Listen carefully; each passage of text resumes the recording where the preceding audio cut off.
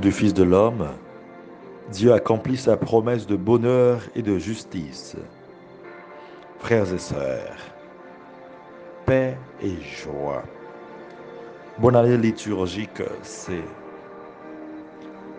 Nous avions dit dimanche dernier que le temps liturgique est divisé en temps ordinaire et en temps fort. L'année commence avec un temps fort, c'est le temps de l'Avent, qui dure 4 semaines. Chacune est représentée par une bougie. Souvent, ces dernières sont placées en cercle au milieu de feuilles de sapin et d'autres décorations pour former la couronne de l'Avent, qui rappelle diverses étapes dans l'histoire du salut. Ce nom vient du latin adventus, qui signifie avènement, venue. Il s'agit d'un temps de préparation à la célébration de l'avènement du Sauveur. C'est surtout le temps où l'Église célèbre son espérance en la seconde venue du Christ, qui viendra établir un règne d'amour, de justice et de paix, comme il est question dans la liturgie. Durant l'année liturgique C, l'Église lit l'Évangile selon Luc. Le temps de l'Avent est un temps de vigilance, d'espérance active, d'attente joyeuse et de promesses d'avenir. C'est le temps d'espérer le Dieu qui vient. En ce début d'Avent, nos yeux sont tournés vers Dieu qui trouve 2021 manières de nous rejoindre et de nous enseigner ses multiples voies.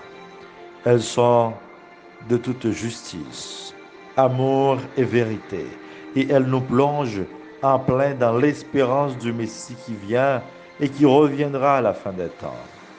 Deux attitudes à observer durant ce temps. Veillez et priez. Frères et sœurs, l'extrait de l'Évangile selon Luc nous dit, les hommes mourront de peur dans l'attente de ce qui doit arriver au monde, car les puissances des cieux seront ébranlées. Aujourd'hui, nous sommes habités par une peur qui est pire que la peur subventionnée, et elle engendre des comportements qui sont contraires à la morale chrétienne et religieuse. Il s'agit donc de la peur de l'avenir. Ici et ailleurs, l'avenir devient incertain. Le monde est ébranlé par diverses situations. Et l'un des soucis qui occupent les esprits ne chôme pas, le coronavirus. Maintenant, au Botswana, on a découvert une souche du virus hypermuté, donc très mortelle. Notre peur de l'avenir ici ne se résume pas à une peur de maladie, mais la peur de vivre dans un pays où l'avenir des jeunes et des moins jeunes est hypothéqué, où semble s'estomper toute lueur d'espérance, où la réalité de l'avant n'existe plus.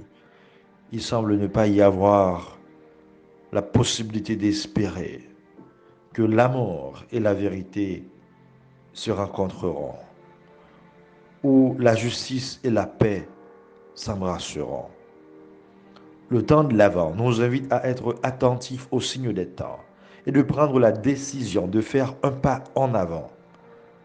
Pour ce faire, le premier pas est de nous redresser et de relever la tête, car notre rédemption approche. La vigilance est de mise. Tenez-vous sur vos gardes, de crainte que votre cœur ne s'alourdisse dans les beuveries, l'ivresse et les soucis de la vie, et que ce jour-là ne tombe sur vous à l'improviste, comme un filet. Il est temps que nous laissions les activités des ténèbres que nous menons pour nous ouvrir à la lumière de l'espérance de celui qui vient. Nous nous adonnons souvent de fois à toutes sortes de plaisirs. Nous tendons à jouir de la vie outre mesure, alors que les soucis de la vie et la précarité de nos conditions nous dictent quoi faire et comment faire. Nous en sommes là, dans ce coin de terre. Nous rêvons dans ce beau pays, Haïti, de ce règne de justice et de paix, de vérité et d'amour, alors que nos frères et sœurs se font kidnapper à longueur de journée. Nous vivons dans l'instabilité, l'insécurité, la corruption et l'insouciance, justement. La plupart ne pouvant que répondre à leurs besoins primaires, accepte l'actuelle situation. Nous devons veiller et prier en tout temps pour nous préparer à accueillir celui qui vient en homme debout, qui prend distance à tout ce qui porte atteinte à la vie et à la dignité de la personne humaine. Frères et sœurs, en ce temps de l'Avent, demandons au Seigneur de faire naître dans les cœurs un amour intense et débordant pour que nous puissions faire des progrès dans la foi et l'espérance jusqu'à la venue de notre Seigneur Jésus-Christ. Amen.